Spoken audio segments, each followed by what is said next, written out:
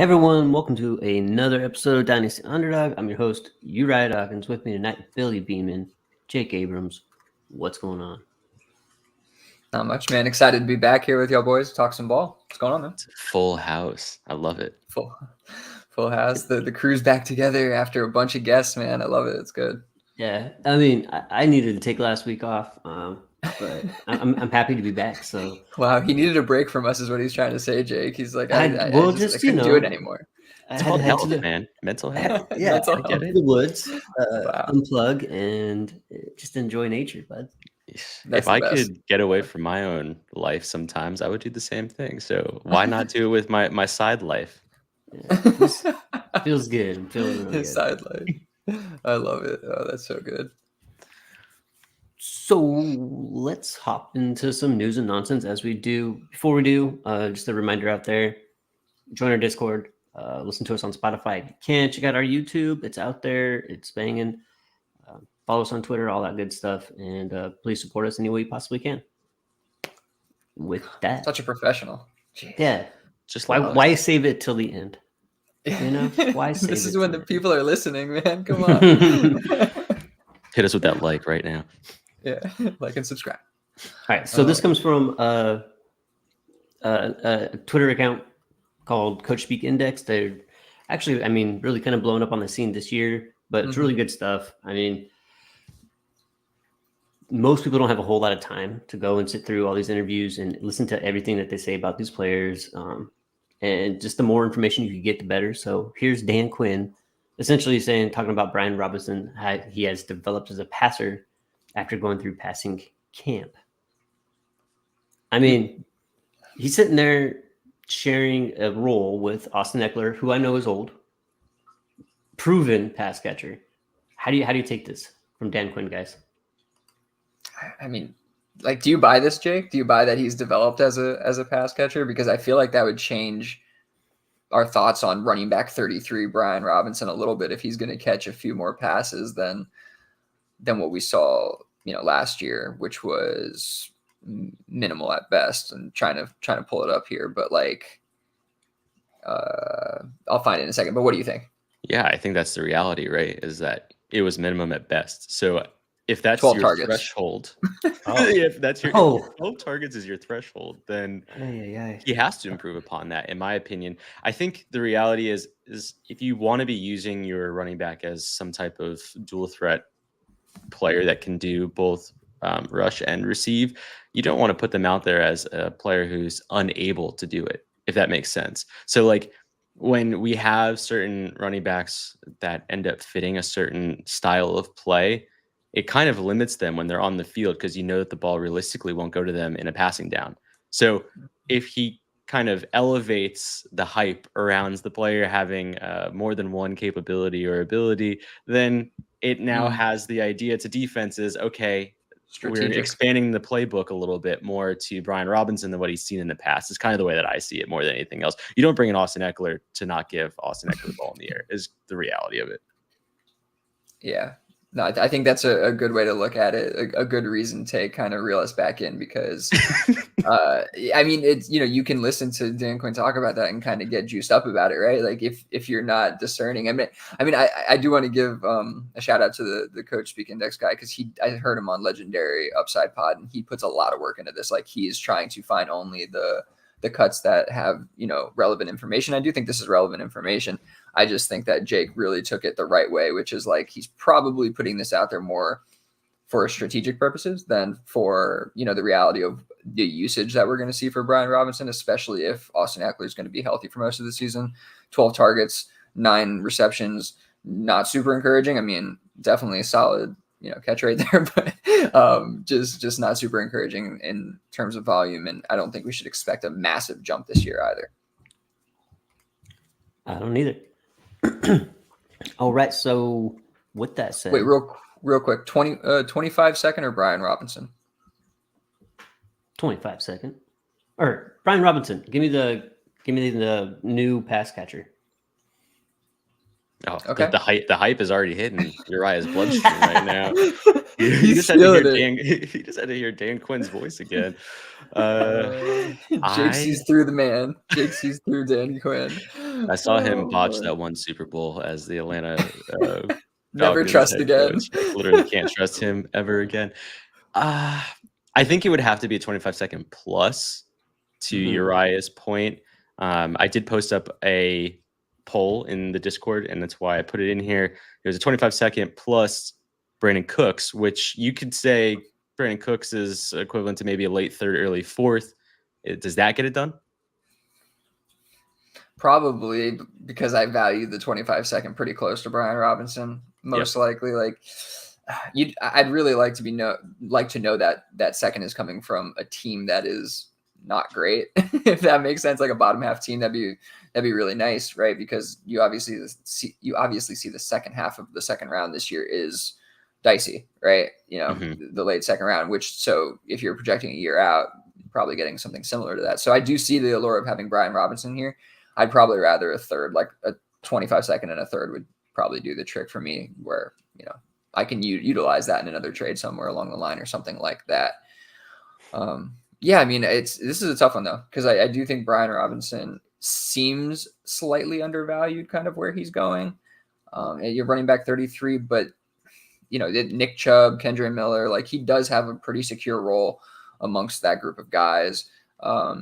So I see the allure of going the Brian Robinson route there for over the second. Absolutely.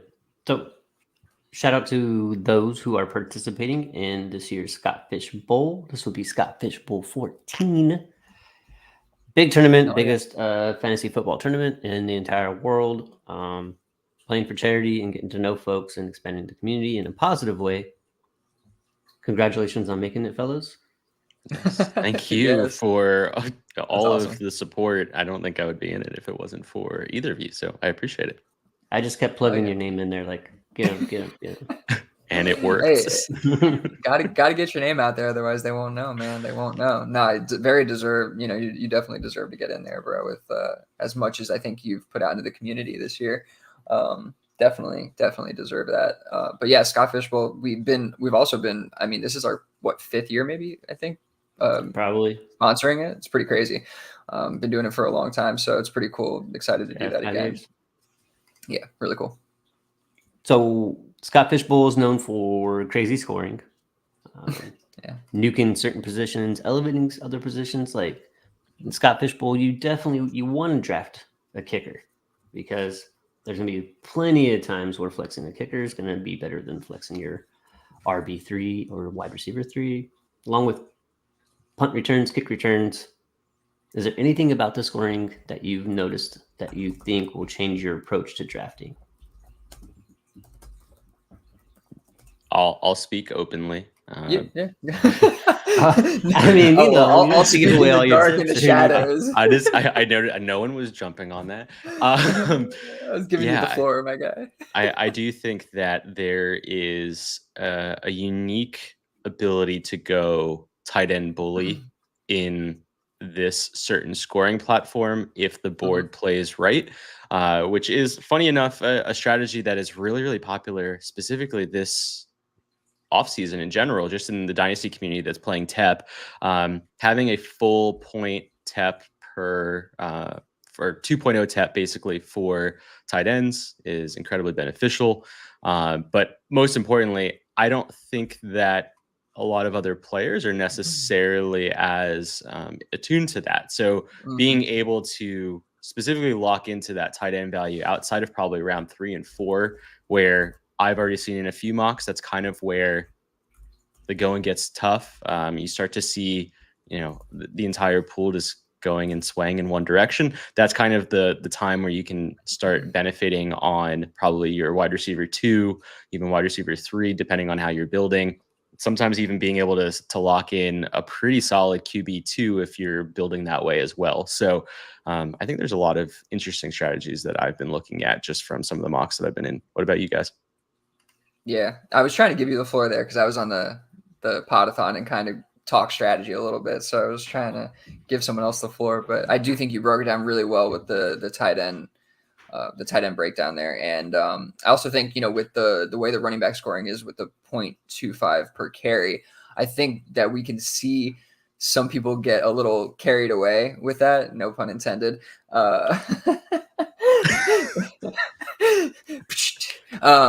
I do think we can see some people getting ahead of themselves and drafting way too many running backs way too high. And again, this makes me feel like I can employ somewhat of a hero zero RB strategy. Maybe find those late round guys who can still provide that value for you and really load up everywhere else. Like Jake's saying, maybe double up on those tight ends, maybe get some really elite wide receiver talent, maybe one QB that's really good up at the top end, and then maybe you go get, a rookie, Jaden Daniels, who pops and double up on some of those guys with like a Bo Nix or something. I think you can really work out some cool stuff here.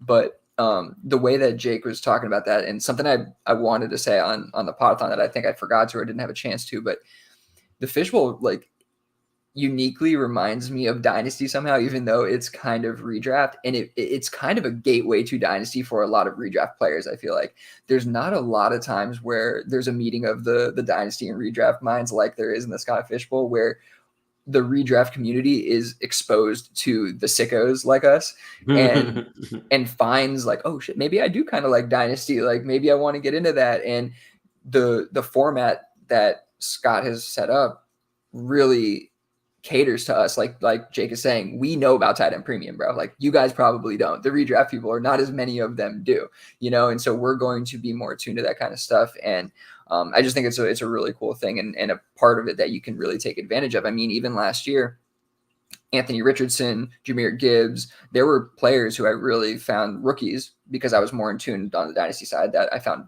that were values. And I'm wondering if like even a Rome Odunze this year who could maybe like Wally Pip everybody on his team all of a sudden. And I feel like a lot of people are going to be kind of averse to that kind of player. And so there's some of those values in there that it makes me think the connection between Dynasty and redraft is really there. And there's a lot of opportunity to kind of take advantage of it. And then expanding that out, it's just cool that we get to kind of all meet and get exposed to each other. So that made me think of that. Yeah. Not to forget that the tight end premium is not only just the tight end premium per catch, right. It's a 1 point per first down. Yes. So there's a huge boost there. And I think that one thing that's kind of low key that not everybody, unless you're like really degenerate like us, probably thinking about this way too much, is the kick return and punt return. With the new rules, I think those like late round wide receivers, probably even like the rookies like Odunze, he might start doing like punt return, kick return dirties. I mean, that's what a lot of rookie wide receivers do. I mean, Des Bryant didn't have the very best rookie year as a wide receiver, but he was like returning punts, kicking punts. And I think that these guys are going to have a lot more opportunity to gain more yardage and do a little bit more damage than we've ever seen before. And for Scott Fish to award that yardage, I think is actually going to play a pretty big role. I think it would be, if you're going to take it seriously, you want to do well in this and not just have fun, which is fine if you do. I think it would be very important to go look at which players on each team are typically doing punt return, kick return, and try to get a couple of those on your roster. I think it's going to be very beneficial. Yeah, that's a good point. You were talking about the late round guys, but also this year with the change, the rule change, we might see, more high end players, returning kicks, maybe a Tyreek Hill, maybe those kind of players are going to be back, so you may also want to just keep an eye on that kind of news, that information, who is going to be in those roles, like you're saying, and who could get those boosts, because that is going to be a serious thing this year. I think early on, I mean, maybe as the year goes on, it's not as big of a factor, but it seems like they're going to try to utilize some of these players more often in that kind of role. And since we're being awarded that, you gotta lock in on that. That's definitely one thing that I'm not used to and hadn't really considered enough, for sure. And if you want more Scott Fishbowl content out there, there's tons of it. So dive in, get yourself, especially if you're new, consume as much as you possibly can. All right. So let's hit on a question from Joe. I'm guessing this is from our Discord. Joe's our buddy, faithful listener, really good pal in the Discord. He says, if you see someone employing a particular build, do you pivot or lean into it more? Saying most people generally focus on value first and production second. And a roster construction is often an afterthought, which is not overly detrimental since rosters can be pretty fluid as long as you're active. My short answer is I don't. The only time I'm looking at other people's rosters as I'm drafting is to see, okay, I've been waiting on, I don't know, position X, a quarterback. And then I'm just kind of looking ahead to see if the people ahead of me have actually secured 2 of those players or at least one, and what are the chances that like I get my guy later on. But other than that, I don't really pay attention to it too much. Do you guys? I definitely do. 2 drafts this offseason, I would say I pivoted from my entire approach of like what I wanted to do. We can talk to a draft that we all did together in Legends, or League of Legends, whatever it's called. And you both know what my build is. It is productive struggle. Took as many rookie picks as I possibly could because that's what fell to me. The group that we played with or are playing with isn't necessarily looking at rookie value in any particular way. I thought it was a good way to potentially trade out of that value, which I did, and acquire potentially more value. And like for me, I do like challenging myself. I remember there was a conversation that we had in the Discord where Tommy, I think this actually came from a Tommy Blair question. Shout out Tommy Blair, Superflex Super Show. Where I was basically alluding to the fact that, yeah, I don't have a ton of builds under my belt, but I have about 7 or 8, and every single one of them is completely different. And I do that intentionally. And it isn't because I'm trying to become a portfolio player where I want all of my builds to acquire the most amount of profit, right? Like I'm doing this simply for the fun of it, because I do think that there is a unique balance of trying to attack this game from multiple different lenses. And to Joe's question, I think the idea here is if you can see that you have a potential strategic advantage to the group, if you do pivot, it's worth it. Whereas there are certain other ways in which to lean into your builds, and it can become just as successful, in my opinion, where I've noticed this to be the case typically is not necessarily in a startup, but usually in like a year 3, 4 situation within a particular league.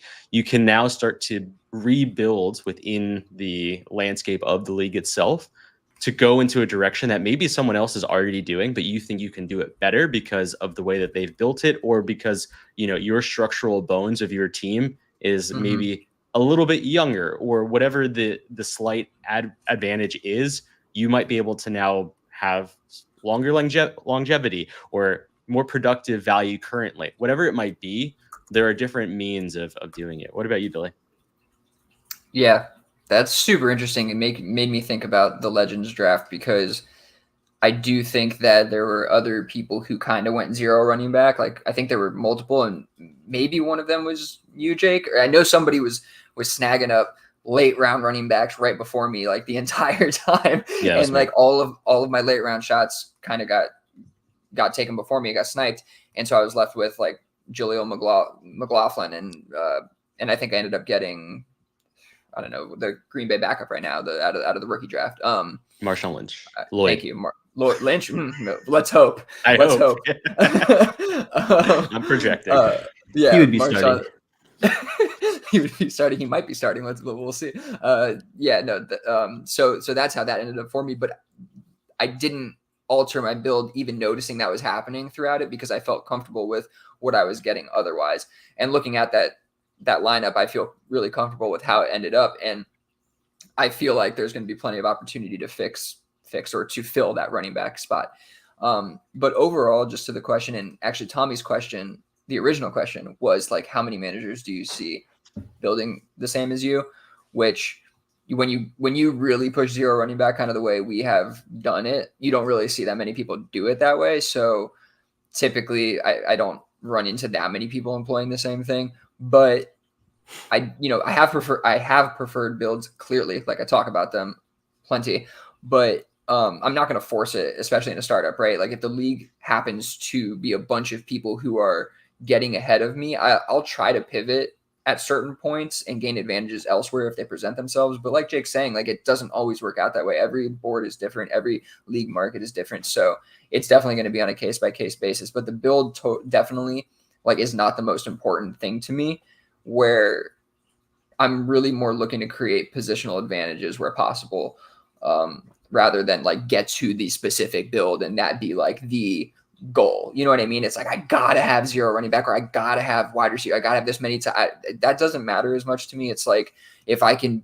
build positional advantages at tight end and at wide receiver, then everything else kind of falls into place.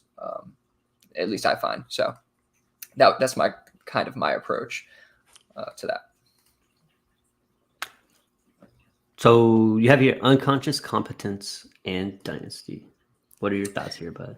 Yes, this is another Tommy Blair poll for sure, but I wanted to mention it on here because something I've talked about a lot is like keeping, hit rates in the back of your mind, keeping all this information in the back of your mind. And this is then finally somebody was able to like put a term to it for me. And this comes from the adult learning model, comes from the episode with Tommy and his mom talking about, how poker relates to dynasty and all that. So, big shout out, go listen to that whole thing. But the idea of unconscious competence, right? Where you get to the point where you are competent at this stuff without having to think about it, right? Because there's obviously that point in dynasty where you get there and you're like, oh man, these people are playing a whole different game than me. Like they know so much more, and then you start realizing, okay, these are the things I need to do. And now you're in this like, your conscious incompetence, right? Like you know that you don't know anything.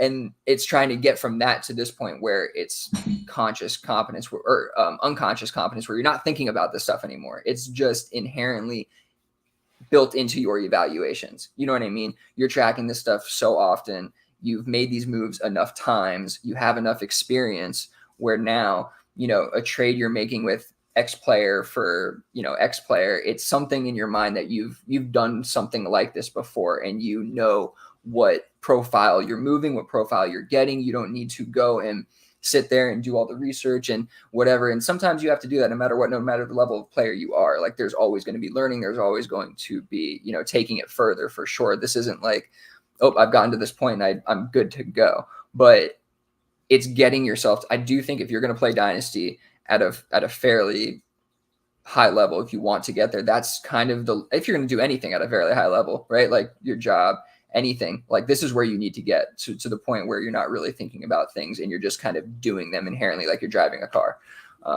And that just, it really spoke to me. So I wanted to bring it to our listeners. And again, shout out Tommy, go listen to Superflex Super Show. It was a couple episodes ago. But yeah, I'll leave it there. We can move on, but absolutely feel free, Jake, Uriah, jump in. And if you have any thoughts on that before we do. Yeah, the only thing I'd add is I really thought that the piece where his mom dives into her current process as a professional poker player and talking about how she does feel like she is unconsciously competent, but there is an active process of basically re-education through her own means of watching back her own tape. I know it sounds crazy to people for maybe thinking about, but like actually, how am I playing those hands? How am I communicating with others? Like, there is something really unique about the way she communicated that to specifically her son, who I think is incredibly tactful at this exact approach for himself, understanding that evaluation process of how do I interact with my league mates? How do I trade across my leagues? How do I make different waiver or free agent acquisition bids? Like those types of readjustments that need to keep happening are how you continue to improve your own game. So even though you're technically unconsciously competent, it's really important that you don't just stay stagnant, because otherwise you will at some other point become incompetent unconsciously. Yes.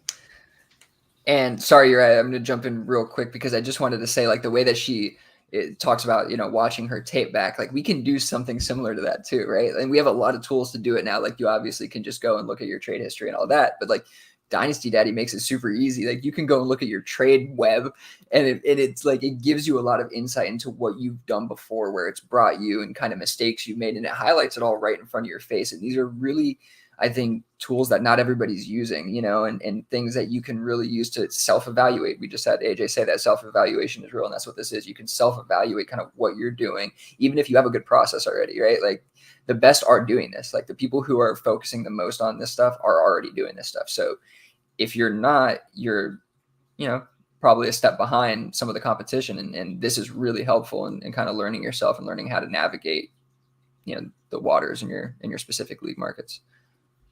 The last thing I'll add, sorry, Uriah, is just to Billy's point. There's an even better tool, and I will say it. It is your own personal chat with each manager. So every time that you interact with a trade, I think it's incredibly important to see what you did wrong. Like there's always a time where you probably overpaid because of, the third round of renegotiation on a trade or whatever it might have been. Go through that process again. Almost act like you have never made that trade and understand where in that process you made the wrong move is kind of the way that I see it. And sometimes the trade doesn't even happen. Like, why did that trade break down? Why have I not been able to ever make a trade with that other owner? Is it their fault? Is it my fault? Trying to kind of differentiate, probably all of the above. But trying to differentiate between the two has honestly been really valuable for me, because I do think it allows me to just kind of go into the next round of negotiations with a free mind. And Sleeper makes it so easy. You just scroll up, right? Like, hey, the last time, which also sometimes screws you over, right? When you sent a fourth for James Conner last year. They're too close together. Yeah. Like, oh, I thought I waited a year. Why didn't it archive my chat history? Like, it still sits there. But yeah, just an additional thought. Sorry, you're right. The floor is yours. No, I got nothing. No, I mean, it's just like you want to get to the point in anything you're doing where you don't have to look at your notes anymore. Like, that's it. You sit in class, you go to college to do whatever you're doing. I went to the trades because that's what was in the cards for me. But, you're taking your notes, learning how to do such and such. Well, if you're practicing and you're in it and you're trying to do better at yourself, you should be able to approach a problem at work or whatever. And eventually you just know kind of how to handle the situation. I think that's the goal in Dynasty as well. And with that, it's just, really practicing and honing your skills, right? You can't go and be, I don't know, a plumber, a welder, or whatever, and then just not do it for years and then try to get back on the wagon and oh shit, I don't know what I'm doing anymore. So, practice makes perfect. But basically, yeah, that's the thing I was saying is just being able to do this without having some sort of notes. You just know where to move from there. And eventually you'll get there. I think that is kind of important when it comes to trade value for certain players. I mean, you can track EDP and check that out and all other, but eventually you'll know that okay, Aaron Jones today isn't what Aaron Jones was 3 years ago. And eventually you realize, coming from a redraft mind, dynasty value is a whole lot different than trying to score points. And you just you'll pick up on that the more you play. I think it's playing without notes. It's just kind of how I see it. You guys are better with words. You guys are better with words than I am. I like that analogy a lot because it makes a lot of sense, especially anybody who learns something new at work, at school, all that stuff. I always, you're always referring to your notes, and when you're not, you're like, all right, I got this, and that's kind of where you want to get to with Dynasty for sure. All right, cool. All right, Mr. Nickelback, what do you got? Mr. Nickelback. Wow, that's got to be a terrible label to have, right? No, but I thought this was a fun way to kind of frame a topic. And I watched this. I'll just get into it kind of from this perspective. I will, first of all, throw it out here. Who is the Dynasty Nickelback, right? Massive rise, but everybody hates now. And for anybody who hasn't watched the Nickelback documentary, probably most haven't, it's actually super interesting because I do feel like anybody who watched it would leave feeling like they were undeservingly bashed by the end of it. Okay. That's kind of just, holistically, I feel like that's the feeling I got from when I left it. And so I kind of was thinking, I do bring everything to the Dynasty world. I'm like, oh man, I feel like there's a ton of players who kind of fit this kind of perspective. Right. And I feel like this is a good way to kind of package this topic, give us a chance to challenge some of these narratives and at least think a little bit more critically about them. And if they're worthwhile bets at cost or not, that kind of thing, So let's just hop into it again, talking about players who have had a massive rise, but everybody hates now and without really good reason, right? So, or if that's true or not, maybe we should just hate these guys. Maybe they suck. I don't know. Let's talk about it. We got 7 here. So I'll just list them and then we'll run through a couple of them. So I threw this out to the group and Josh came with this one. So shout out Josh. We got Joe Mixon, got Devonta Adams, Mike Evans, two old guys, which is, Dynasty community. We hate the old guys. Rashee Rice, speeding and car stuff. Deontay Johnson, Tony Pollard, and my personal favorite, Chris Godwin. Anybody on this list stand out to you guys before I jump into anything? Oh, well, maybe we mute. Mute. I really liked that Josh brought up Mixon. It seemed like he was massive rise to begin with. Like I really like Joe Mixon and all that stuff, but like it seemed like it fizzled out like really, really fast. Like I don't think he ever had like the sustained what's the word? Popularity, right? I don't think he really was like a superstar in anybody's mind for a very long time. But like he's always been pretty good. Like there's not a whole lot of reason to hate on him. Like he's scoring touchdowns. Yeah, he's not breaking off, 90-yard runs or whatever, but like he's been good if he's been on your team for quite a few years now. But it seems like it's only was like year 1 and 2 where people really actually liked him, which seems unfair. Yeah, no, that's definitely fair. I mean, he's had some pretty awesome, year-end finishes in the top 10, top 6 finish past couple of years there in points per game. So he's definitely had some pretty good finishes, and I see why people, are interested in him. But it does seem like running back 19 for a guy who's going to be the starting running back for a pretty solid team. That kind of seems like a value. So he's old, obviously. I mean, he's 27 years old, but he has a pretty nice contract there, which, keep him there for a year or two, most likely. Is this a guy that we should be interested in, or is the hate justified? Like, has it been kind of hollow points, I guess is what it is, right? Because on a points per game basis, like last year was like ranked points per game 37, I'm seeing from Dynasty Data Lab. That's not great. Yeah, he had one massive game, didn't he? Like a 53-point game that that definitely helped out his year-end finish. I don't know. I definitely own Mixon here and there. I think he's been a pretty valuable buy for literally the past 2 off seasons, and I've acquired him when I could. These types of situations are honestly ones where I try to get off of running backs and players in general.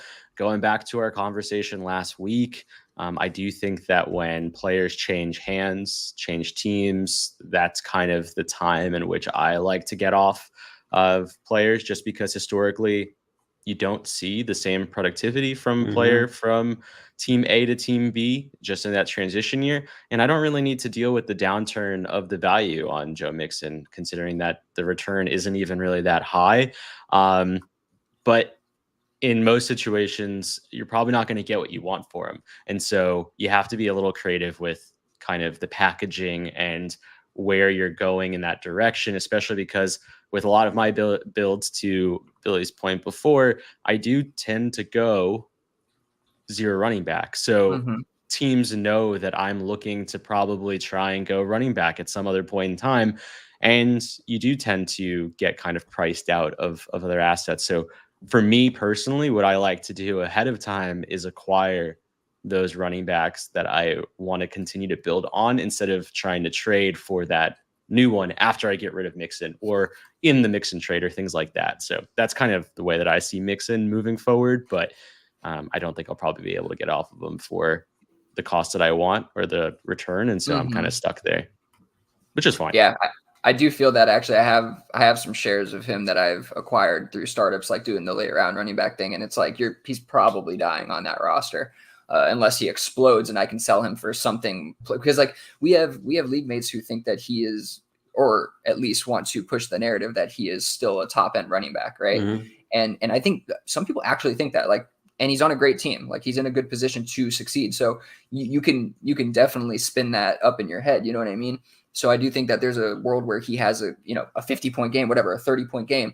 And I'm just saying that because he had that 50-point game last year, but there's a world where he explodes one game early on and you can really, get a good return on that investment. So there's definitely opportunity there, but I do think right now it does feel like you're kind of stuck with a Mixon. I did misspeak there, by the way. He was actually 13th in points per game last year. Okay. So he's like, man. I misspoke for sure. But I wanted to write that ship. So yeah, he's been a top 15 finish you know, on a weekly basis pretty steadily. So that's solid.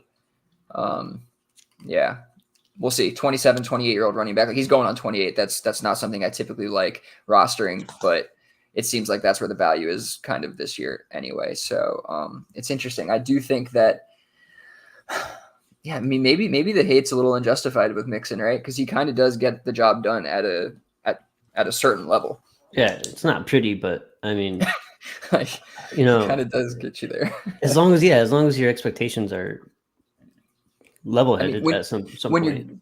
Yeah, I mean, sorry, but when you're getting him in where like the 8th, 9th round compared to where you used to be getting him, like it's a little bit easy. It's a little bit easier to digest, I think, in that range. Absolutely. Yeah. And sometimes, I mean, I was finding, see, like that range is a little less palatable. I was finding him a little later than that earlier in the offseason, which felt much better. I think it was more like 9th, 10th, beyond like, you know, I think the end of that like elite tight end range, which he's still kind of ahead of right now, or with the potential elite and some of those really solid wide receivers still there. But yeah, anyway, we can move on from Joe Mixon. We can talk about fact check myself really quickly. Yeah, his 50+ game was in 2022. That's where my brain's at. Last year he was pretty consistent across the year in terms of output in his defense. That's fair. And he was, just looking. He had that 30. He had the 29-point game at one point, week 13. That was it. But he's good for one massive game a year, pretty much. That'll skew the finish a little bit for him. But yeah, that's okay. I do think looking at it, you know, there's some opportunity there. But okay, we can move on here. We can talk about Davante Adams and Mike Evans. We can kind of combine these two. This was a Jake suggestion. You wanna lead off with this one, brother? Sure. I think the reality here is the quote unquote age cliff in Dynasty and the proverbial you're going to acquire a player who's on the decline, and being able to kind of finagle what that value looks like to understand that risk. And, you know, funny enough, our buddy Paul Patterson, Pure Potential, talked a little bit about this in terms of acquiring, you know, older players, talking about specifically someone like a Derrick Henry, who, you know, if you can get for that second round value, you're going to find out that you're going to kind of put yourself in a situation and not really partake in that much of a gamble, right? Like if you are giving up a second round pick, like what are you going to be comparing that to? If you're competing that year, you know, to Billy's point before, the second half of the second round, not particularly high hit rate in general, and the actual pool of players going into 2025, we're thinking ahead of time that the pool looks a little bit thinner. So maybe second half of the second round isn't even as strong. And you might have yourself a situation where Derrick Henry could be a first-worthy acquisition for a contending team that is touching in, you know, the semifinals of the playoffs or something along those lines. You might actually return on that quote-unquote investment. Davante Adams, Mike Evans, you know, I bring up Mike Evans because he was getting sold for sometimes early to late seconds last year in 2023. I'm losing track of the years, obviously. And Davante Adams, quote unquote, had a down year last year. I think he ended up close to 1,200 yards, 8 touchdowns. General points per game was relatively low due to the trash, absolute trash. But the reality is that we do find ourselves looking at these 31-year-old wide receivers, saying to ourselves, we don't want to acquire them. We don't want to use them. And we were having this conversation last week, specifically with Ben Winkler, where we think about what the ADP looks like in redraft, and his ADP isn't really dying. And I think the reality is that the redraft community does believe that he will probably hit this year again. And so if you're able to acquire someone like this, someone who's living in that Dynasty Nickelback reality, nice. Why don't you go acquire them? And which Billy did, funny enough. I think Billy acquired him back in February for like a late second or some bullshit like that. So if you can be Billy is what I'm trying to do. Oh, that's good. Yeah, I also acquired, not on the same team. I did acquire Mike Evans as well. I sent George Pickens and Isaiah Likely for Evans and Pearsall. And that's just taken like the guaranteed what I know is going to happen every single year plus a first kind of thing for a guy who I'm not super in love with in Pickens. And I mean, I may have even had potential to get more back for Pickens given his market value. This was a while back, but yeah, that Devonta Adams trade, looking right now, I think that was in D3. Yeah, and I got him for 2024 second straight. I wonder what that turned into actually. I could look, I guess, but either way, yeah, I'm definitely going to look in a second here, but yeah, I'm right there with you. I think that these guys, it's just the age factor in Dynasty that is always going to be there, man. We're going to absolutely just leave players for dead because they're aging out. And at some point they are going to, they are going to decline. Both of these players, sooner rather than later, are probably going to decline. But I do think at those prices, at that value, when you see that the market's just giving up on them, you got to zig when they're zagging, right? This is kind of like the easiest play in the playbook. It's like if y'all are going to sell all of the the best players of yesteryear for nothing, like I'll probably take a few of those guys on my competing rosters and see if I can get the same thing out of them again, which is just betting on history. And yeah, I think with Adams and Evans in their situation, that's what we're going to get. Anybody else? For that, no. Okay, yeah. I mean, do we want to talk about Tony Pollard a little bit? I mean, I feel like that's an interesting one given how. No, oh, wow, your faces. No, all right, never mind. Jesus, how about Deontay Johnson? All right, his situation is a little bit more interesting. No, like. I actually do think that the Tony Pollard conversation is interesting because of the timeline around it. And I almost want to know, and this is a great question, I think, for you, Uriah. Like, do you think that the ultimate love for a running back system versus an individual running back is worthy of allowing an individual player to rise? So in the context of the Dallas Cowboys, having an obvious, carry hog like an Ezekiel Elliott being your RB1 and having another player feed off of his ability, is that a reality for the rest of the community, the rest of the football fans to love that RB2 so much? Look, the thing is, I mean, I see things. I don't know if enough people actually consider that. In fact, I know they didn't, because what they do is they look at efficiency stats and all those other things, and they don't really seem to think that it's all matters together, right? It's a whole team, as a whole scheme, as you would say.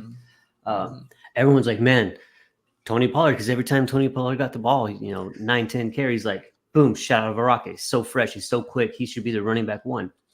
They're not considering the work that Zeke's doing, how that actually affects what Pollard's doing. They're like, Pollard should be getting the majority of the carries. He's so much better, so much quicker than Zeke and all that stuff. And he certainly was more healthy, more dynamic and all that. But it works because of what the work Zeke's doing. And that's just a fact. Everybody wanted it. Everybody was saying, hey, finally Tony Pollard's got the backfield to himself. I wish we had seen what it would have looked like if Tony Pollard didn't suffer that hip drop against San Francisco in the playoffs and break his leg and then come back the following year as the workhorse recovering from a broken leg. Would it have looked different? I don't know. I think it would have looked a little different, but I don't think it would work much different. There's a reason, even though efficiently and by all metrics as far as speed, gap, vision, all those other things, that he was better than Zeke. I don't think that when he was healthy, if he was given the workload that Zeke had, I still don't think he would have had the output that everyone would think he was going to get. There's work being done there by Zeke or just any other bruiser. The name doesn't really matter. That kind of paved the way for a guy like Pollard to succeed. Now he's in Tennessee with Tajay Spears, both basically penciled in to have similar type roles. They do similar type things. I can see why people would be out on him now. I think it took the community to see Pollard be the 1A, and then disappoint. And I think that might have happened if it was the year before. Yeah, that's my answer. I mean, that's a great answer, great breakdown for sure. Amazing. Really Thank was. you. And I think Pollard is a little bit unlike Nickelback, right? Where like the hate might be actually deserved in some way, or at least in the narrative that I'm I'm working with here. But I do think it's interesting as you talk through that, and I know you kind of, the dismount was they're kind of two similar players, but could he be kind of back in the situation that is most beneficial to him now, where it's like now he's in a situation where, Spears isn't Zeke, where he's like, it's not the same work that he's taking, but he's taking plenty of work most likely away from Pollard, where he can be that fresh back and do the kind of things that he was doing before. Like you said, another year removed from that injury, right? I mean, he's an older guy, like he's, older. I mean, for a running back, I'm talking, I hate when I do that. And I gotta like, looks into the mirror. Like, yeah, I know. Like, oh my God. Yeah, stop. I'm old as shit. He's 27 point. I'm in the prime. He's 27.1 years old. So, I mean, definitely approaching, that running back age cliff, but he's also going as the RB 27 as well, behind Tajay Spears, around the Blake Corum, Aaron Jones, Jalen Warren range. Is that of any interest to you guys, or are you just kind of out? Yeah, I think I'd more than happily send Jalen Warren for Tony Pollard, something along those lines. Right? Like, I feel like that's they're kind of. I honestly think that Jalen Warren is the Tony Pollard of the Pittsburgh Steelers. I think he feeds 100%. Off of the reality of what Najee Harris does to that offense. And I guess just for a thought, we don't even have to answer it. Do we think, this is going to be extreme, so don't get annoyed with me.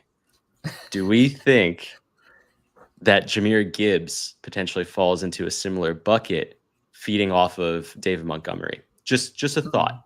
Just a thought. Like, would he be as efficient with Jamal Williams being the other down back, for instance, who they got rid of intentionally for David Montgomery? Just a thought. I think Jamal Williams would probably be fine for that role as well. I mean, I like Montgomery better, but I think, in that scheme they can get it going. But either way, that's an interesting thought. Yeah, it certainly helps, like keeping him a little fresh, right, and not having him do the dirty work. Do I think that he could? I think that he could take more work than Tony Pollard could, because I just think that he's a more talented player. I think that he's a better player. I think he's in general proven that already.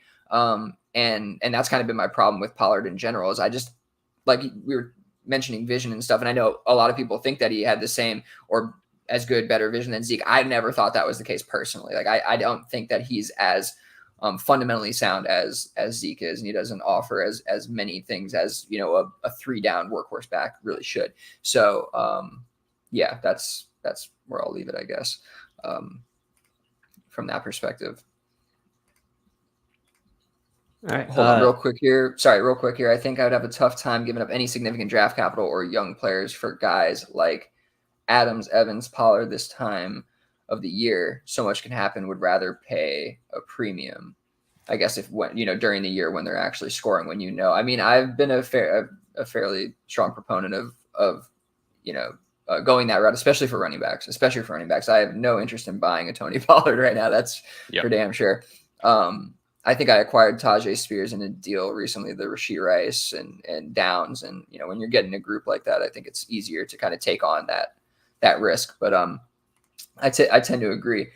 You said he'd rather pay that a premium a few weeks before the trade deadline. Those guys tear their ACL in week 6, and there goes any remaining value, and impossible to trade at that point. Mm-hmm. Yeah, I mean, that's a great point on those aging guys. Yeah, that is. Just don't play in leagues with trade deadlines, and you're fine. Yes.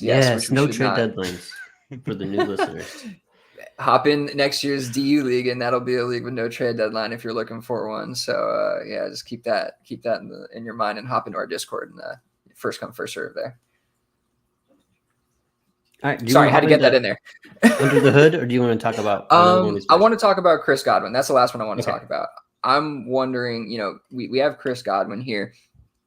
And I was looking at him a second ago. Where'd he go? Where'd you go? Wide receiver 42, dude. Wide receiver 42, right? And he's points per game. he's been pretty much top 20 any season where he's relatively healthy, like on a points per game basis, like within that range, top 16, 15, 14, like those are real like finishes that he's had. So, I mean, 42 seems very low to me and kind of unreasonable hate. Like I know he's 28 years old and we really hate aging out wide receivers, but 28 years old for a wide receiver is spring chicken. Like it really is relatively to the position, I think, and to some of these other guys we've been talking about. There's a lot of life left in him. I think we're hearing, rumors of him kind of moving back into his best position into the slot, returning with Baker Mayfield again. You got the chemistry, I think, going there too. The only downside to Chris Godwin is that he has Mike Evans next to him, I feel like, at this point. So just wide receiver 42 seems crazy to me. And he feels like maybe the best fit for the Dynasty Nickelback from my perspective. Any thoughts on that? I think he's oh, sorry. Oh, go ahead. A lot of thoughts. Well, yeah, no, I think I'll be quick. But yeah, no, I think what you touched on there with we have to realize, he was not like really a dynasty darling or anything, but people did really like Chris Godwin for quite a while there. And then Baker Mayfield was coming in to be quarterback, and everybody really panic sold on pretty much all those offensive players.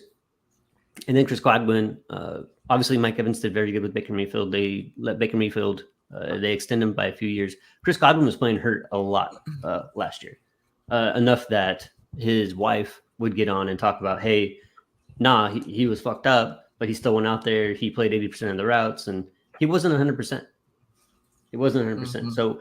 So you had two things really going against them. One, you had the whole Baker Mayfield thing that everybody hated. We were all guilty of that. And then also Chris Godwin just had a really unhealthy season. So there's a lot of those things. You're absolutely right. Wide receiver 44. That if there's not a bigger, well, there probably is. I don't like statements like that, but that makes him a huge buy, in my opinion. I don't know. I'm gonna be the negative Nelly in the room, I guess. That's fine. We need somebody. Please. I'm gonna be completely honest. I do think that so much of what happened in that offense last year had so much to do with Dave Canales. And to take away the offensive coordinator after only a singular year, I don't think that there was enough growth or development within that offense to necessarily say that those things are necessarily going to stick and continue to go in the same path. It just, in my opinion, is just a gross realization of like how individual people have massive impacts on the organizations in which they work in. We've seen this with Dave Canales in both Seattle, and we now saw it again in Tampa. We saw what happened to Seattle after Dave left. We saw what potentially happened to Baker after other coaching changes within Cleveland. I just think the reality of us making these assumptions that, these things will happen again, I just don't think is very fair to the players themselves. And for me personally, Chris, as basically the wide receiver 2 there, doesn't really sit in my mind as a guy who's only finished 4 out of 7 years, was injured, even though he played 17 games last year. Again, like he's just a guy, to Dan Morrison, shout out Dan in our Discord as well. He's a guy whose history personally is not one that I want to invest in. So if I have him, I will happily start him, but he's not someone that I'm going to go out and probably acquire. I'd rather go for other targets. The league is huge, by the way. So there's lots of other targets for me to go after. That's fair.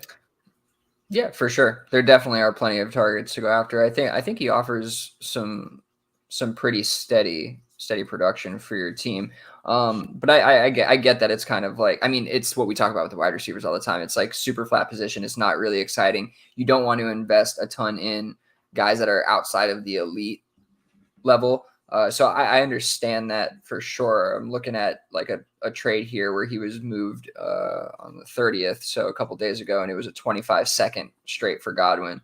Mm-hmm. I think that's hard to pass up almost no matter what. That's kind of like the deals we're talking about for Adams and all that kind of stuff. And it's this unfounded kind of just like dismissiveness of kind of the player. Would you move a 26 first straight, or would you move a 26 first straight, or would you just take the first round pick? I would take the first. Yeah, same. Okay, so that's where the divide is. So that's interesting. So maybe I don't know. I guess it feels kind of like properly priced if we're not going to pay a first, but we'll pay a second. But I feel like you're probably going to get better production than what you're paying for if you're paying that second for sure. And I mean, I'm looking also in this range, like I would easily move any of those Tennessee running backs for him personally. I would also love to see if I can move like Jameson Williams plus for Chris Godwin, something like very light plus. Like I think you could easily do that. Let's see really quick here. We have Josh jumping in. Godwin seems like a valid, maybe value to me, but what's most scary to me is I don't think him and Bowles see very eye to eye, and I think he made it clear last year getting him targets is not a priority. Yeah, that's yeah, definitely last year that would be the indication that it was not a priority. To Uriah's point too, I mean this with no ill will. It's going to probably sound borderline sexist, but whenever there is a partner coming out to defend, no, I'm just saying, like, if there's ever a part where your partner is coming out to defend you in the public light, it probably doesn't bode well for whatever's happening behind closed doors within the organization. Is usually like if that's your PR person, is more so my point. Like things probably ain't great, and so. Maybe Josh has a point here. I didn't really know much about like the locker room stuff, but there's probably something there. And now that this is replaying in my mind, I actually do remember there were a couple of interviews with Godwin after not being heavily targeted. I want to say like in like week 4 to 6 range or something like that. And there were some chirps about potentially trade. But we haven't really seen anything of the likes this offseason. So maybe things have been repatched. Maybe it was a Canales issue and it was put on Bowles in the forefront. I have no idea. What really quick, I'm pulling it up faster. I want to see what Godwin's contract looks like too, because he's young enough where like that investment could also pay off. I mean, you don't want to project like that, but an investment like a second round pick for sure could pay off if he's 2025 next year is probably going to be a UFA. So that'll be interesting. Very. Yeah.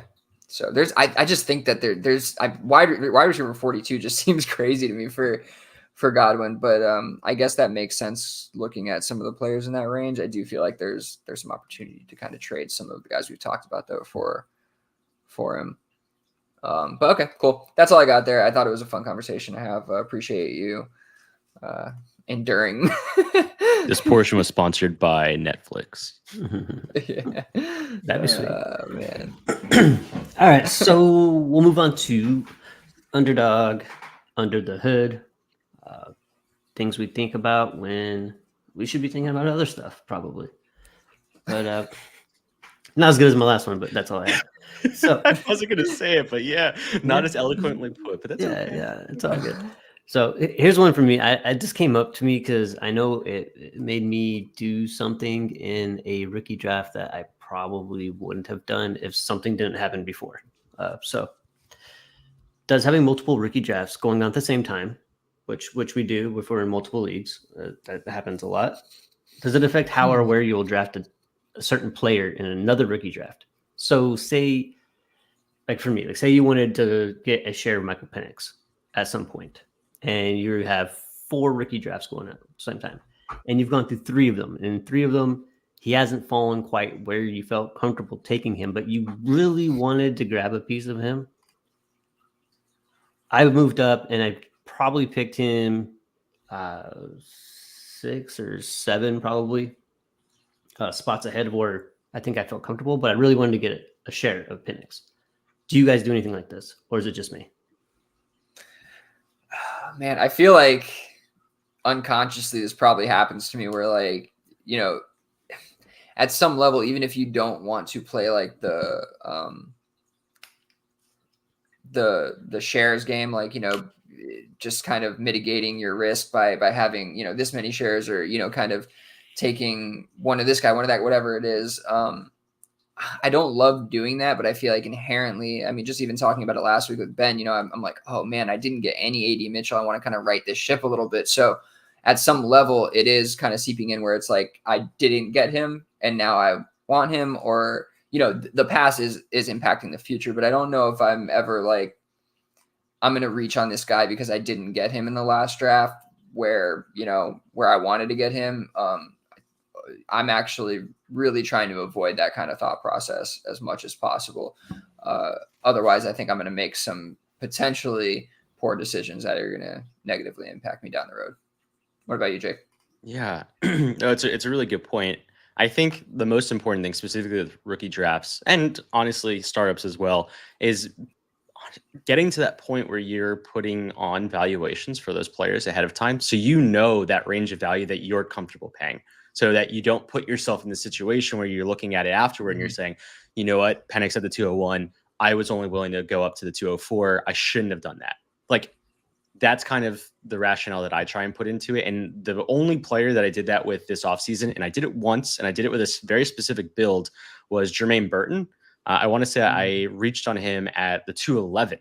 And the reason I did that, specifically in that league, League of Legends again, I knew, because I know that audience, that that's a specific type of player that I think will actually get that second round value no matter what. So like, if I left that draft that day, I already had 2 people DM me saying, oh my God, that was a great pick. And that's just because I got lucky, right? Like, I made an assumption on my target audience, my competitors, because of the way that they interact in the group chat, the people that they say that they interact with online. Like, I know if I can pick up on those niche perspectives from the people I'm competing against, like, I know I can learn more about them than they're willing to put out in the chat, if that makes sense. So Jermaine Burton, for instance, for me, it felt safe. It felt safe at 211. Whereas in another league, I would never have touched him until probably like the 303, 304, which, you know, we can all say as like 5-6 picks. What's the big deal? But the reality is that there's a lot of value that you're still passing up in those 5 to 6 picks. And if that's kind of the way that you're looking at this specific Penix situation, I can totally see that happening. Where I've also seen Penix go at like the 111, 112 in some crazy leagues. The biggest thing that I will say is that Dynasty Data Labs or any other you know, a collective of resources, of draft results, of ADP, should hopefully steer your ship, knowing that your small microcosm of leagues isn't always going to be every draft. So if you are in 5 leagues at the same time, just because 3 of those other 4 leagues interact in a specific way doesn't mean that the 4th and 5th league will also act in the same way. Because I think a lot of times psychologically we tend to do that, and we just put everyone in the same box. Whereas that more global ADP, I think, is typically more accurate just from a scaling perspective. Yeah. All right. The last one, underdog, under the hood. So the idealistic mentality of trades, always helping both teams, is unrealistic. I don't think it's fair to peddle this thought process. There are certainly times when both parties benefit, but that shouldn't be a factor or part of the equation from a competitive perspective. Billy. This is me. Yeah. Yeah. I mean, this was me. I have such a problem. I see this on, you see it on Twitter all the time that, like, send your best offer, trade should benefit both parties, but that's just like, it does, like, that's not how this shit works, dude. What do you mean? I'm not going into a trade going, how can I help you get better today? Like, obviously I'm going to look at your team and ensure that I'm sending you something that makes sense based on, your build construction, what your needs are, what you're trying to do, whatever it is. Yeah. Like, I'm not going to send you something that makes no sense. That's going to piss you off and, offend people and not get anything done. That's not the goal, but I'm definitely, like, I just think that, like I said, it's super idealistic mentality that doesn't actually work in reality. Like, if you play the game that way, you're going to get burnt. No? Sometimes yes, sometimes no. I guess, like, the way that I see it is the idea of fairness is really in the eye of the beholder, right? And for me personally, I think when I'm trying to negotiate trades, I don't talk a lot personally. Like, I'm not one of those people who's trying to convince anybody of anything. I think, like, the biggest thing for me is the reality of value comes within those offers themselves.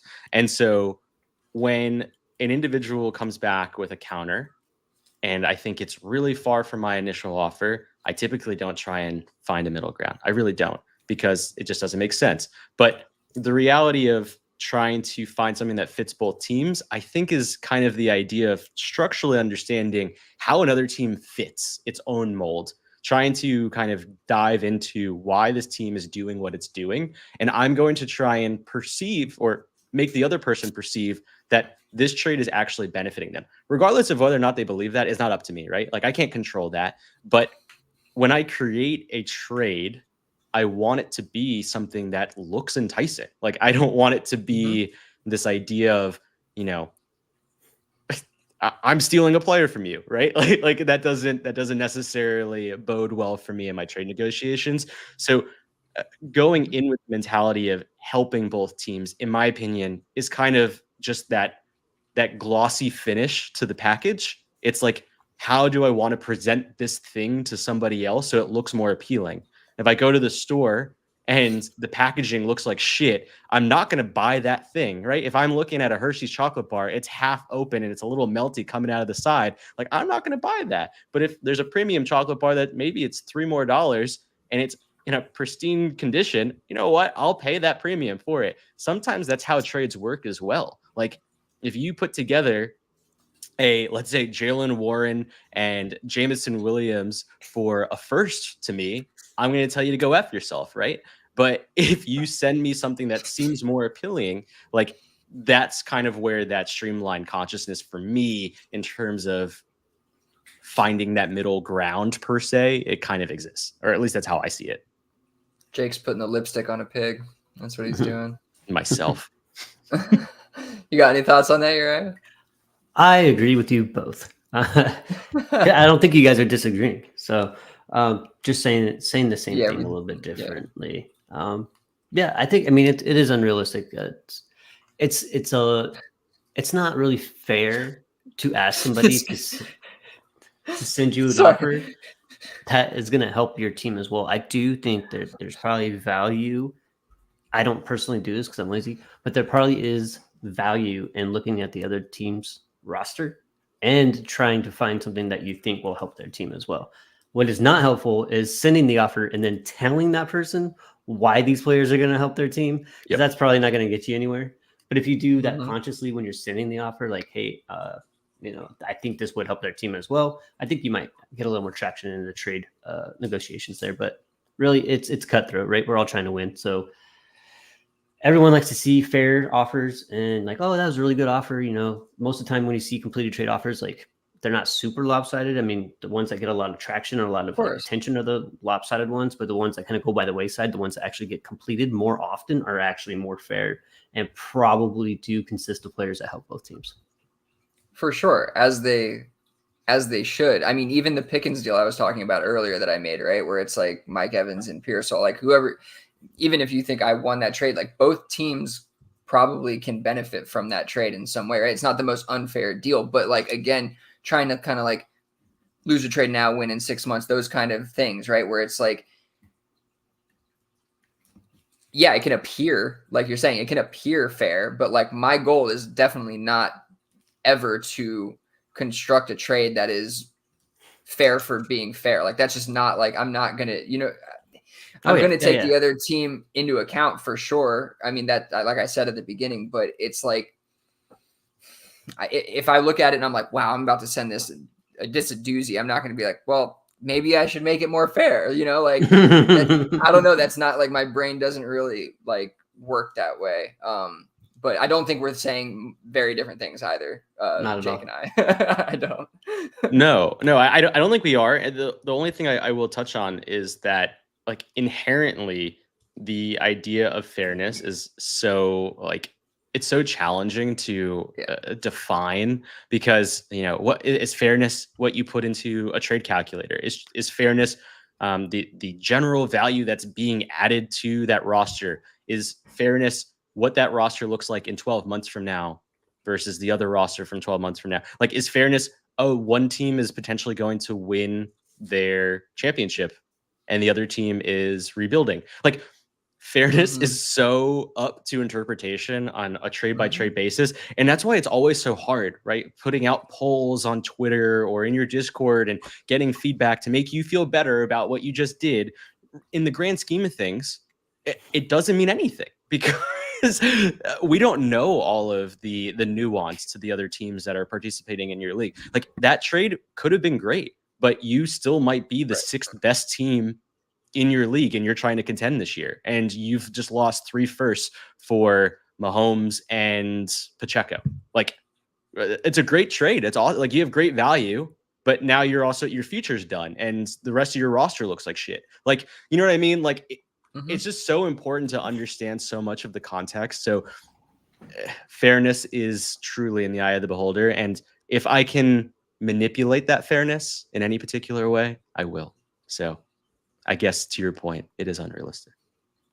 No, I actually that's a great finish for it too. I like that because that's what I'm trying to do, right? You're just trying to use it to your advantage in any way you can, and that's how I kind of think we should be approaching it as well, rather than trying to inherently make deals fair or whatever. It's really using what that person views as fair to your advantage. So that's the perfect finish to that conversation. Thank you, Jake. All right, let's hit on bolster that bad boy. Some trades and some non-trades before we get out of here. Thank you. Jake is a fantasy trade nihilist. AJ, man, coming in hot. Oh god, Jake is over these comments. They get this fucking guy out of here. I deal with him in like 6 different Discords, man. It's never ending. Love the listeners, man.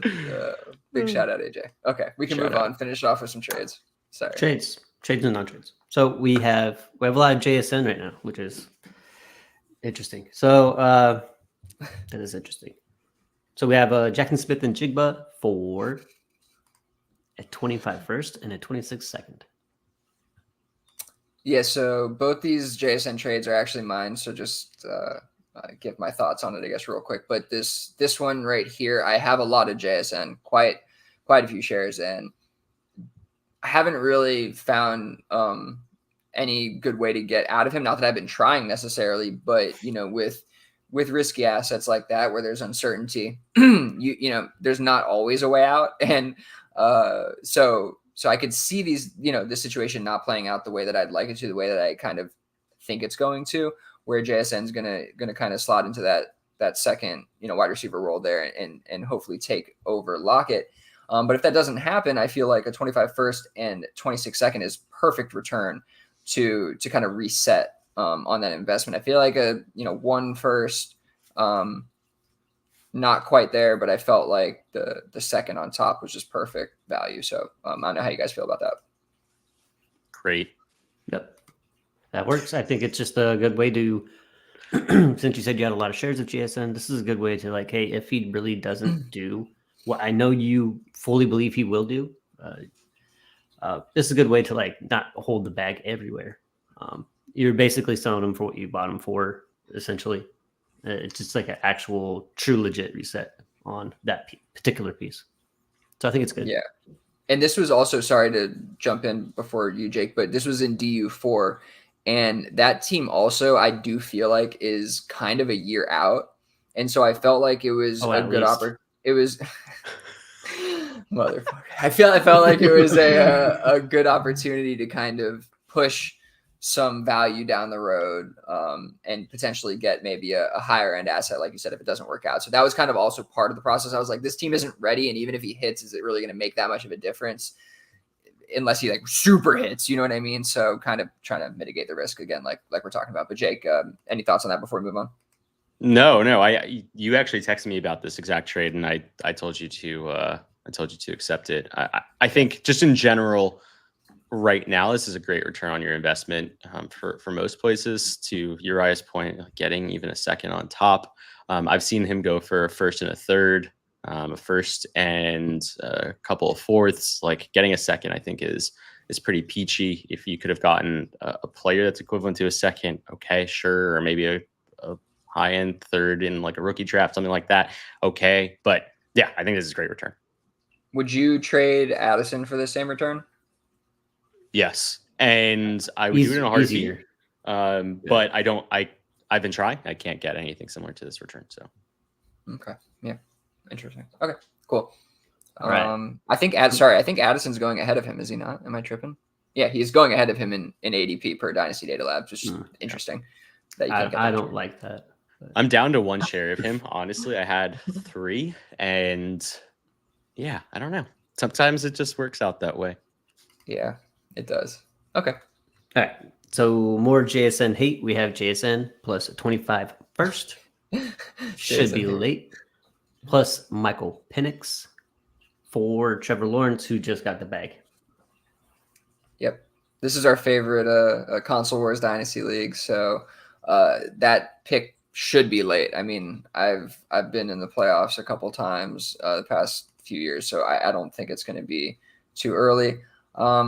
This was an interesting one. I felt a little uneasy about this. I also probably could have maybe countered in some sort of way because this was pretty much just sent to me, and I was like, I'm just going to smash that because I just felt like it was really good value for an established stud quarterback. Just got the contract, if I'm not mistaken, right? Yeah. So I think I like that asset more than I like a bunch of question marks. Is kind of what the other side feels like to me. Yeah, for your team, you've been perennially in the playoffs or championship even. I think it's just better for your team specifically to get a guy like Trevor Lawrence, who you know is going to play football this year and next year and probably the year after. JSN might not actually pan out. That 25 first will be late, and Penix may never actually get any meaningful snaps until probably his final year. So this is just good for your team. Keep you in the hunt year after year. Very typical outcome for Billy. It's an interesting trade. I think this is now the second time in like 3 or 4 months that Billy has reset the quarterback market in a 36-team 3-copy league, which is really hard to do. The other trade being a mega trade for CJ Stroud.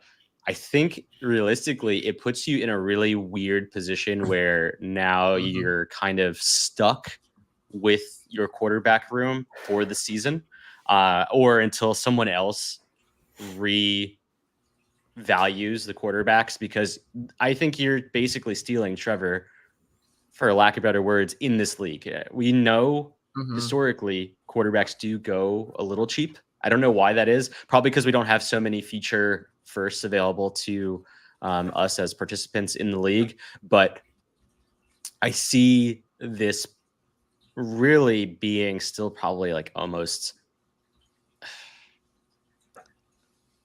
probably like an entire like early second off, honestly. Yeah. But regardless, I think you're finding yourself to be in a pretty good situation for a lot of different reasons. But if you look at like Dynasty Daddy, I'm sure you've added a ton of value to your roster. So if you care about the ego stroking of your roster later for your trade value, it'll be really high. But I know that the rest of the build does need kind of that rejuvenation. So this could be a good way to bring in some youth into that quarterback room that needed some help. Or it also potentially gives you a lot of trade power to other quarterback injuries that could happen throughout the rest of the year. It's just one of those that I think it makes you work a little bit more than what you initially signed up for. Just because it was an easy trade, which is funny because sometimes when you have easy trades, you're just like, I want to accept it. But I do think that it has a massive impact on the way in which you're going to be impacting the league. Yeah, no, you bring up some really great points for sure. Yeah, I didn't really consider how, of course, I don't consider this stuff as much as I should, how much that kind of reset the QB market and is going to impact things for the foreseeable future. Though we've seen in that league that things can be reset. People do forget sometimes in that league kind of what happened, 3, 4, 5 months ago. So down the road when point scoring season happens, I do think there's some opportunity there. But I did do kind of one of like the Tommy B things here a little bit, not like acquiring like, or just the Superflex Super Show thing, not just him, but like acquiring just elite QBs. And I'm not doing it at like the QBX level or anything like that, but just acquiring as many of these like really top end assets as you can, even when roster construction doesn't call for it, right? Like this kind of did put me, like Jake's saying, in a really weird spot where I have Dak Prescott, I have Trevor Lawrence, I had just acquired CJ Stroud before this. I'm probably down like one skill position player that I really need to kind of like fill out this roster.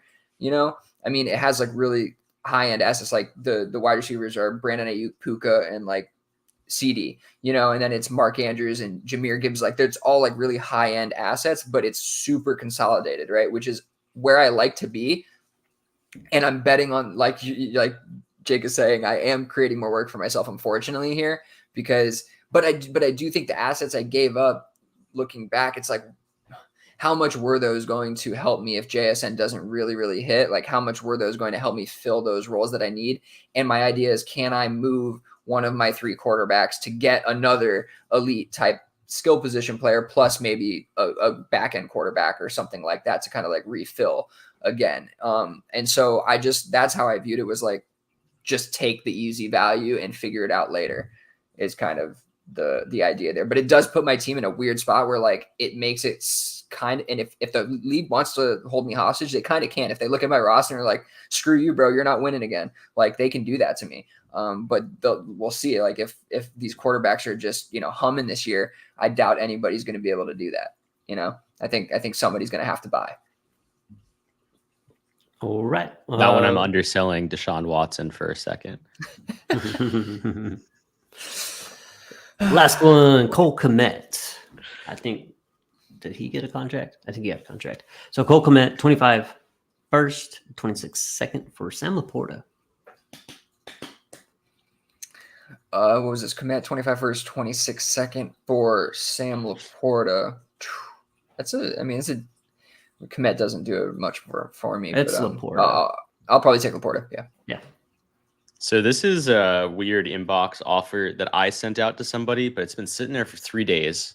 I know that they saw it, and I'm thinking that it's getting the juices flowing. Now, I don't want to reach out. I'm just letting it do its thing. Mm-hmm. It's marinating. I'm asking you to. I love that. No, because like psychologically, I wouldn't want to reach out either, because I feel like it could negatively impact things. Like once you said like, nah, never mind. Like they might just hit accept otherwise. Like, but anyway, yeah.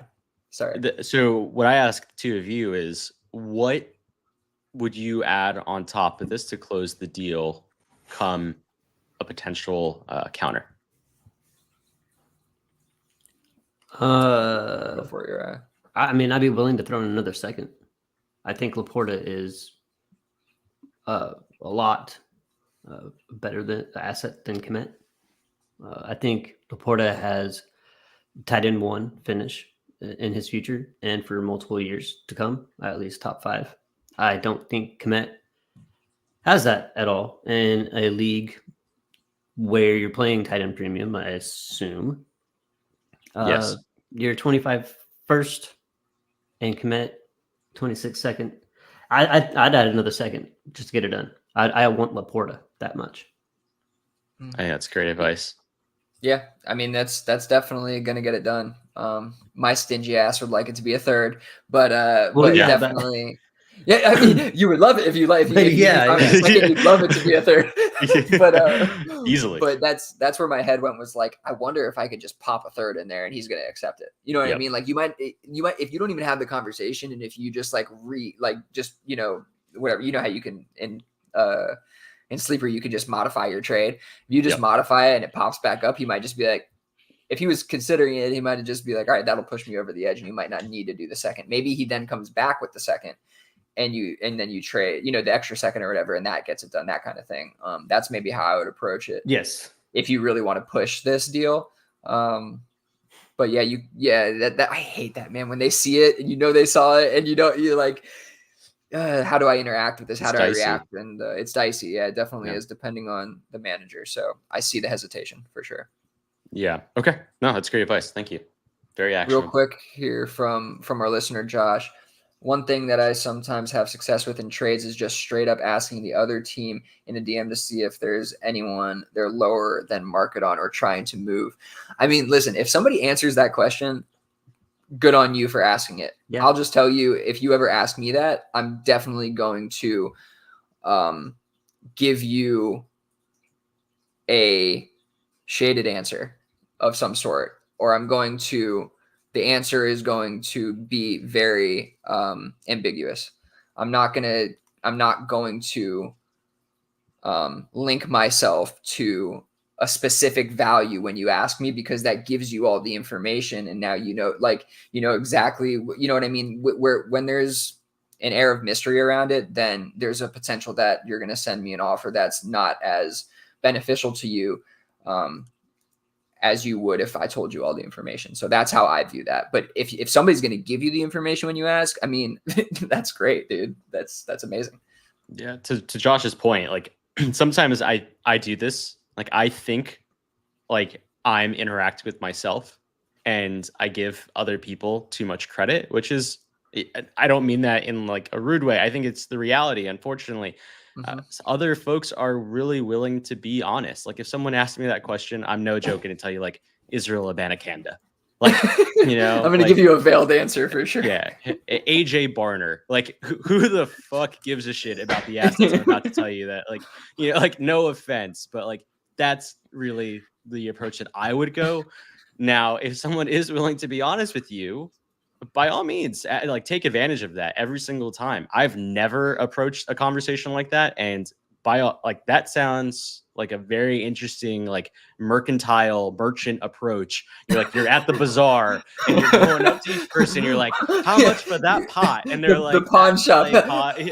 Yeah, literally. How much is this? Yeah. And you're like, what is underneath $5? And they point to like 3 different things. You're like, this is perfect. Like that would never happen at my shop. I know that for a fact. Like nothing is priced. You have to come up to me. And I'm like, oh, how much are you willing to spend? And they're like $10. I'm like, well, get the fuck out of my store. Like that's how it would go. The bazaar is absolutely a hilarious line for the Dynasty show. That is amazing. I don't know why my brain went to like the old like merchants at like I don't know, some Carney level type shit. Good catch, AJ. Sorry. But I mean, what I will say to Josh is I didn't even I'm talking through this. We're talking through this. And I didn't even think to say, but like be discerning with the answers you get back. Like, yeah, true.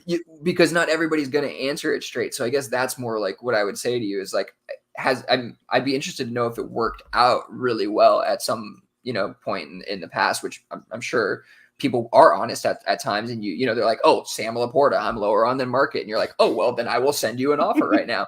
But you know what I mean? But I also wonder if he's getting answers back sometimes, like you're saying, which you just got to be like discerning about, or there's just definitely answers that you need to kind of, just watch your step. I think when you're approaching it that way, because there's like we're talking about, we don't want to be necessarily honest about all this information. It feels like we're giving up a little bit too much of an edge when the edges that we gain in this game are so small. Right. And it's not trying to be a dick. Like neither one of myself or Jake are trying to be assholes about this. Really, like that's not what it is. It's just like the edges are small. Well, you're being a lot nicer about this. You're a nice guy. I'm not leaving you out. I'm leaving you out of the good part of this for you. Billy and I are at mental warfare with our competitors. You're just like, I just want everyone to be happy. Yeah, we're literally just trying to oh my goodness, mentally defeat you. We want you just like in the corner, like what's going on? No, but that's a great point, Josh. I love that. I'm glad you brought that to the show right before we were finishing it off. That was a good one. All right. Anything else you guys want to talk about? No, that's it. I'm going to the bazaar after this and gonna buy a pot. Shit. AJ, why you barter? I'm gonna barter for quote something. Me, bro. Like, jeez, that's funny. Too good. Oh man. All right, this is a great show, guys. Really enjoyed it. Thanks for all the listeners, especially Josh there in the comments. Talking us through. We absolutely love that, especially when there's times where like we could use a little extra content or a couple extra questions to answer. Like we truly enjoy that. So if you can, check us out on YouTube. Join our Discord; it's free. We talk there often. on the Twitter box, Dynasty Underdog, at Uriah Dawkins, at Willie Beeman FF, at Jake Abrams. And if you listen to us on the old podcast platform, check us out on Spotify. That's our preferred listening platform. Other than that, y'all have a good night. Peace out.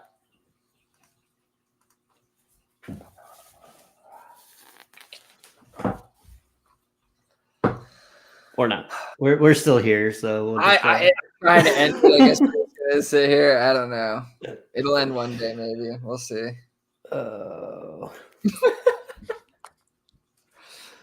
That's really weird.